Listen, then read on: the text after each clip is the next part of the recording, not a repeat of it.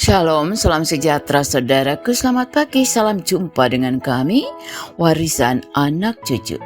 Yesus pribadi yang istimewa.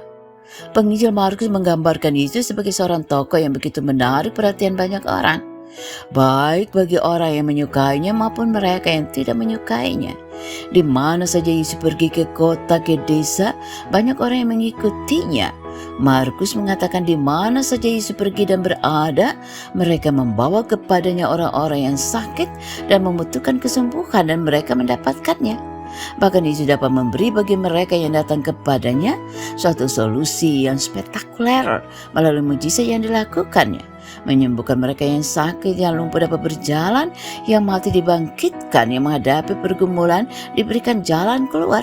Seperti juga dalam bacaan kita tadi, Yesus begitu memahami dan mempedulikan apa yang mereka butuhkan, seperti memberi makan 5.000 orang misalnya. Dengan kata lain, penginjil Markus ingin mengatakan bahwa orang-orang yang terbeban hidupnya mendapat jawaban pada Yesus. Harapan yang dipertaruhkan pada Yesus tidak sia-sia. Mereka mendapatkan apa yang mereka harapkan.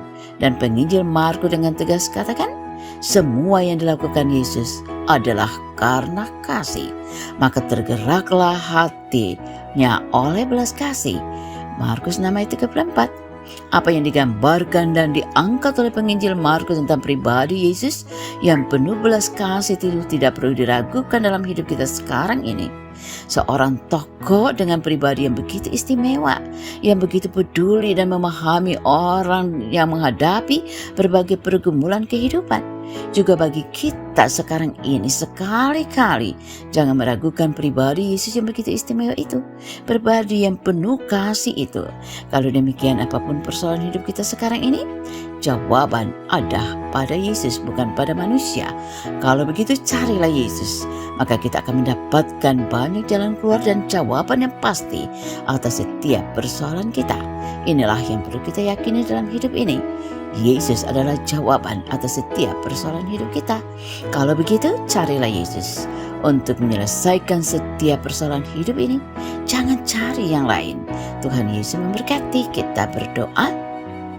Tolong yakinkan kami Tuhan, agar kami tidak meragukan kasih-Mu di setiap pergumulan hidup ini. Amin.